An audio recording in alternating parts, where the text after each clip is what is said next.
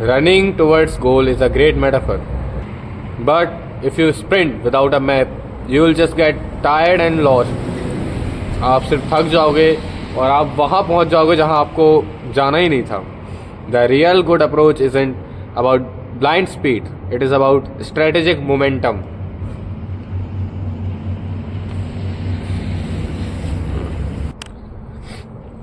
Here is a breakdown of how to approach a goal like a professional, moving beyond simple motivation and into actionable strategies.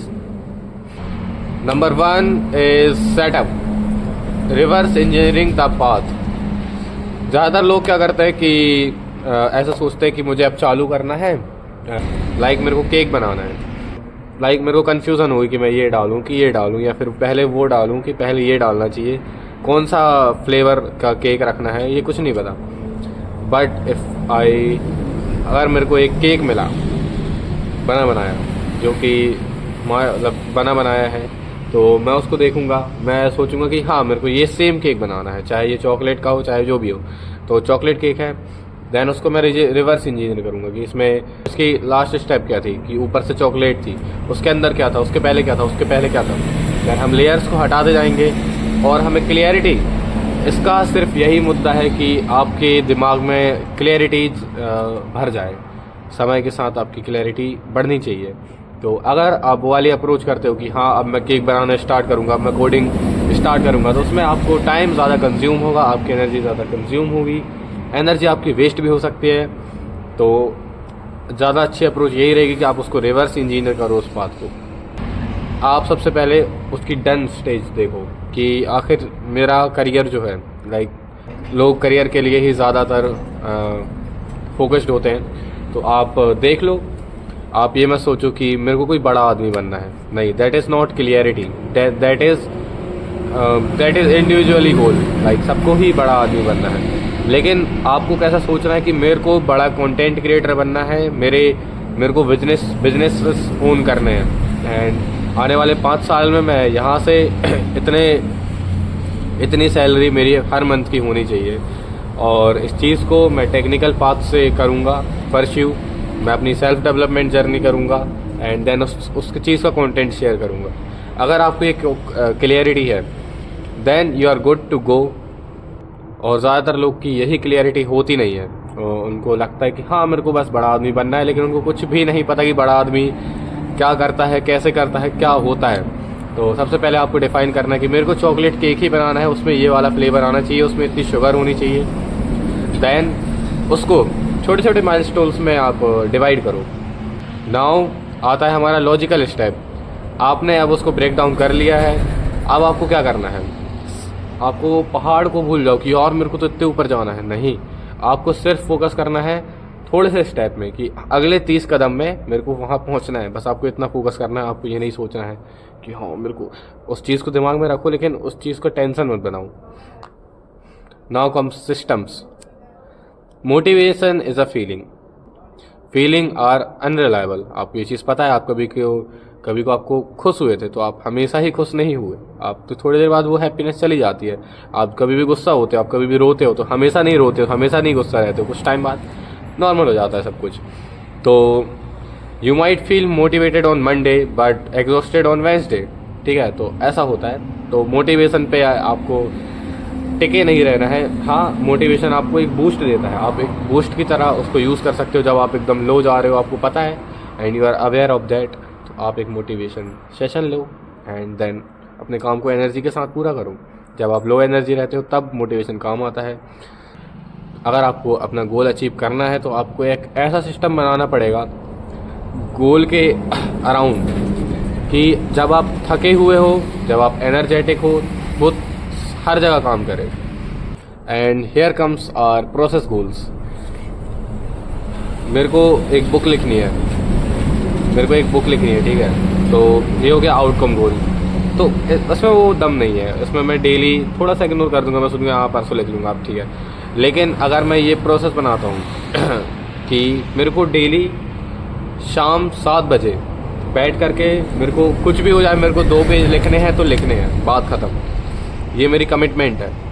तो मेरे को पता भी नहीं चलेगा और मैं ये चीज़ फॉलो करूँगा। अगर मेरी सेल्फ रिस्पेक्ट है खुद के अंदर तो मैं इस चीज़ को, अगर मैंने कमिटमेंट की है तो मैं इसको फुलफ़िल ज़रूर करूँगा।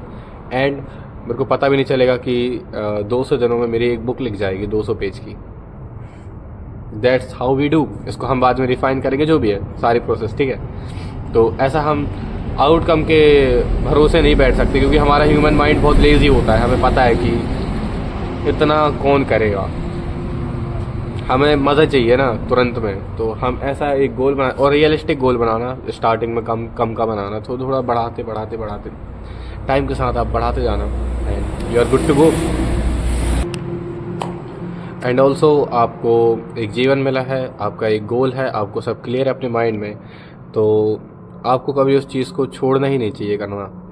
अगर आपको वो गोल मिला है तो हाँ, अगर आपके जीवन में सच में कोई डिप्रेशन वाला फेज़ आता है, सच में कुछ ऐसा हो जाता है कि आप कर ही नहीं सकते उस चीज़ को परस्यू, तो तभी आप उस चीज़ को थोड़ा सा ब्रेक लगा दो।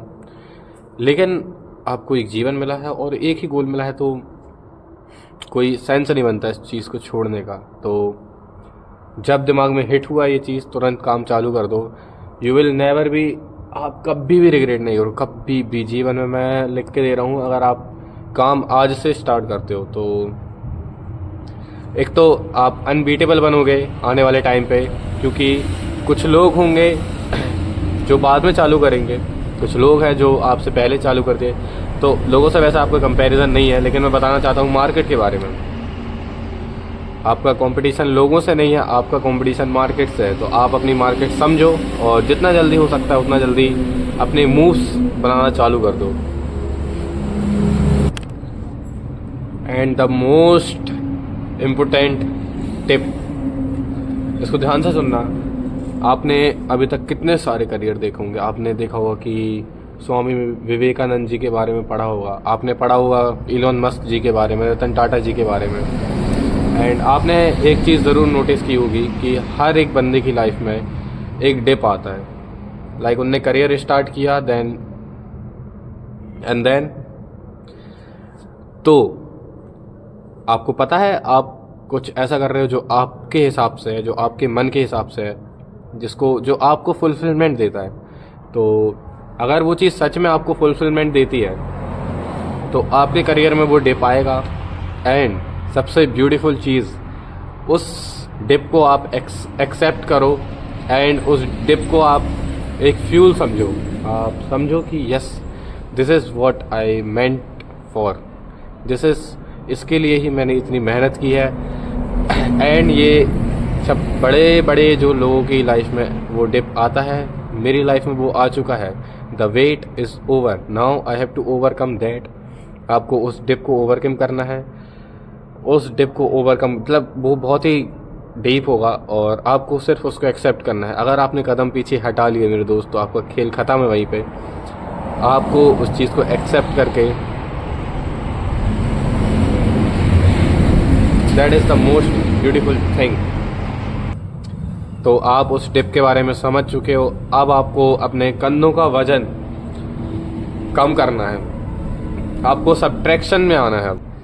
अब आपको अपने कंधों का वजन हटाना है दोस्तों।